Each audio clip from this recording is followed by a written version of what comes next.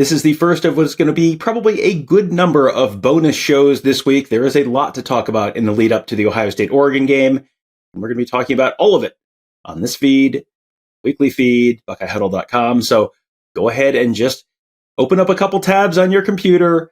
There's going to be a lot of stuff going on this week. We will have as much of it covered as we possibly can. This one going to be a little bit different. We're going to give you a little bit of the side from the Oregon Ducks, the opposing side, their press conference from after their win over Michigan State. There was some interesting stuff to take away from there. You're going to hear about a bunch of different stuff, some player names that you're going to want to get to know over the next week, as well as looking ahead a little bit, the Oregon Ducks looking ahead to their game against Ohio State. We're going to start with just a couple sound bites from Dan Lanning, Oregon head coach.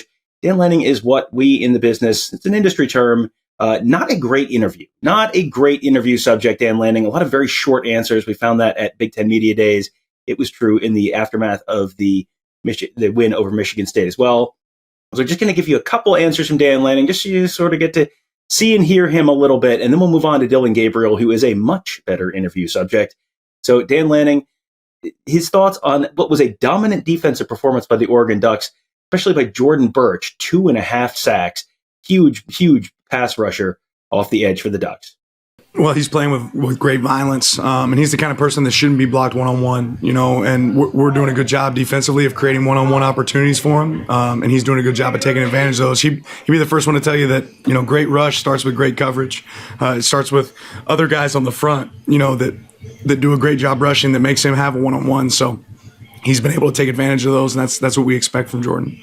One of the names to know on offense for Oregon is Tez Johnson. They move him around a little bit, plays a lot in the slot as a receiver, had 10 catches against Michigan State. Not huge downfield numbers or anything like that, just a very consistent target for them, someone that really keeps the chains moving. So what makes him such a consistent threat for that Oregon offense? Yeah, I think one, our offensive staff does an unbelievable job of moving him around, so it's hard to get a beat on where Tez is going to be at on any given play, with the movements and motions that we use. And then he's just an elusive player. He's hard to cover. He's got great burst, and he's very consistent. From that, he's become, a safety net, in a lot of ways for our offense and the way he's able to get open.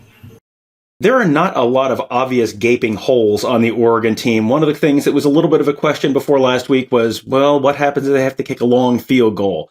Atticus Sappington, there's a name for you. Their kicker was 6-6 inside 50, but had missed his only long attempt. And then so they trotted out Andrew Boyle for his first field goal attempt of the season, nailed a 50-yarder against Michigan State. So how big is it to have Andrew Boyle filling that hole for the Oregon Ducks? Yeah, I told him after the play. I didn't want to tell him before, but this is exactly what we did. We had to do this period we call red zone lockout, and we almost created the exact same kick earlier in practice this week, and he nailed it. So for him to have the opportunity to be able to attack that, he's got a big leg. I thought that was really a big positive for him, and when he's healthy, he can definitely be a guy that helps our team. Now on to Dillon Gabriel. He was a fantastic interview at Big Ten Media Days over the summer and continues to be a fantastic interview now. He did have a couple of turnovers in the red zone against Michigan State. That was really the only thing that stopped the Ducks from turning that into a real big rout on Friday night. So when you have turnovers like that, how do you bounce back from that to turn the game around? Yeah, I about did everything in my career, not saying everything, but something similar. Don't necessarily like it one bit, but, just was forcing things early. And things that need to be corrected. But, we talk about playing the next play and having to respond. There's no option. You go back out there and you got to keep swinging. So that's what I kept doing. There were a few times that the Ducks got down into the red zone and failed to score 6, settling for some 3s, even outside of those 2 interceptions that we mentioned earlier. So what makes things tougher down there in the red zone for that offense? Yeah, just I think something we need to continue to emphasize. I think at times we're a block away or a catch and a throw away from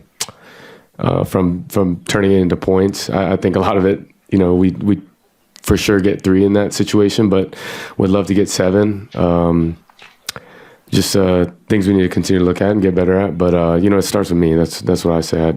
I touch the ball every single play and got to put us in a better situation so we can, like that one last drive, we were able to go for it on 2 4th downs and go get it. But, that's based on great ball security and having 4 opportunities, really 8 to go score.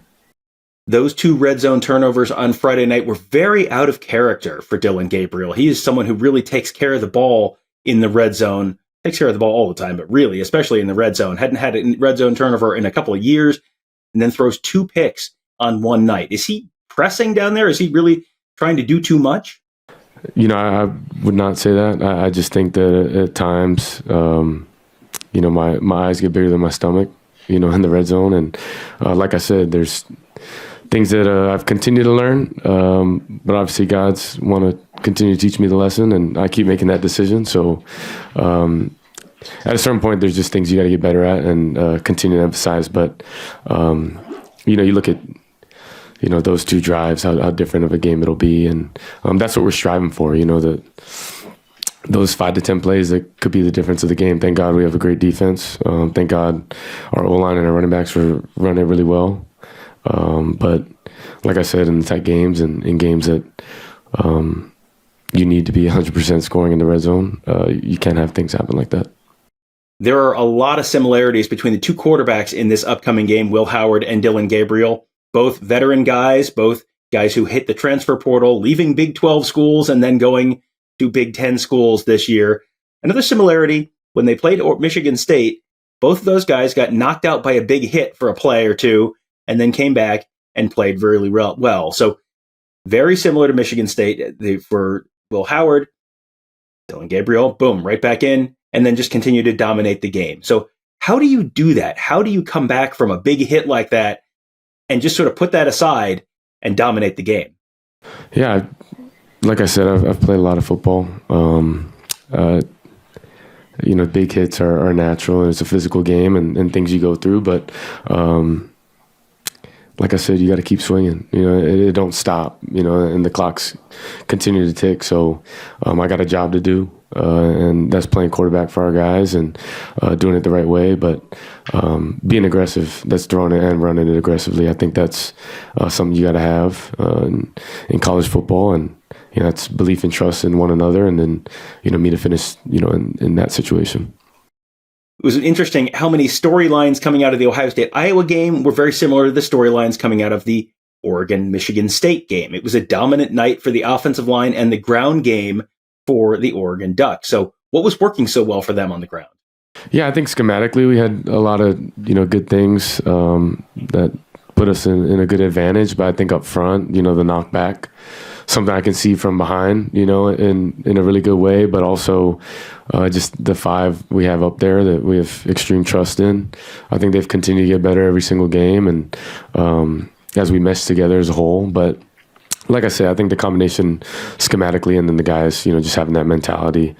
And I'd be wrong to forget, Jordan and Noah just running a really aggressive, it really is a team effort, but when it's clicking in all cylinders, you can see how good it is. And the 5 to 10 plays is our strain to continue to get better. So that'll never end. Once Oregon's game against Michigan State was done, they were free to turn their attention to one of the biggest games of the regular season, that upcoming game against the Buckeyes. So what kind of opportunity does that game represent for Oregon? Yeah, great opportunity. I think it's a great opportunity because the next, and 2 great programs that have been known for playing good football, and it's things you look to as a young man, and playing the game is those big time moments and great atmospheres. So super excited for it. We'll put this one to rest here tomorrow and go through it and dive into it, see how we can get better, and then it's full steam ahead. Here's another name you're going to want to know as a Buckeye fan heading into the Oregon game. How about Jordan James, one of the running backs for the Ducks? He had a huge night against the Spartans, over 150 yards on the ground in the first half. What makes him such a special weapon? He's got great vision. The guy's special. And I think he would say the same, the guys up front, creating alleyways for him to work with. But when you're able to give him that space and then work on a third level defender, then he's able to do his thing, and make a move and get vertical. So that's just a testament to him and his work. But you see the 1-2 punch with him and Noah. I think that's special. And then, whenever I can finagle my way into the run game, I try, but I'll leave that to them. Here's another area where there were some similar storylines to the Ohio State-Iowa game. How much does it help the offense to have the defense shutting out the opponent into the fourth quarter? Yeah, they're special, and they've been playing their butt off. And thank God, right? Because, I put them in two difficult situations. But, I wouldn't say it's less pressure. I think it's just more of a motivator for me to, play at a high level and not let those guys down. I think that's the main thing for me, right? Playing my game and trying to contribute the way I can, so that when we're all gelling together, all three phases, it can be special. So, like I said, I think from every game there's a lot to look at and learn from, but even more so, the emphasis got to be, on those mistakes on my end. You heard Dan Lanning talk a little bit about Tez Johnson earlier, but Tez Johnson really a big piece of that Oregon offense. Someone who feels like Dillon Gabriel's looking for a lot out there. One of the first reads for Dillon Gabriel, a little bit of a security blanket maybe. So what makes him such a difference maker for that offense? Yeah, love Tez, love everything he represents, just as a person. So I can definitely get behind a guy like that. But, to second, his playing ability is special. And he showed that, for many years. But I just think all the work we've put in together, the throwing sessions, whether it's one-on-one as a group, communication at a high level, a guy who's played a lot of ball as well. I had only good things to say about him. And, we, continue to find ways to, create solutions to problems. And he's a great problem solver. So glad he's on my team. And finally, anytime you ask a college football player about a team that's third or fourth or fifth on their schedule, they're always going to say, hey, listen, we got to focus on Idaho. We got to focus on Akron. We're not looking ahead. Okay, so now we can dispense with that nonsense. Okay, Ohio State's on deck. Is this Ohio State defense among the best that Dillon Gabriel has seen in his long, long college football career?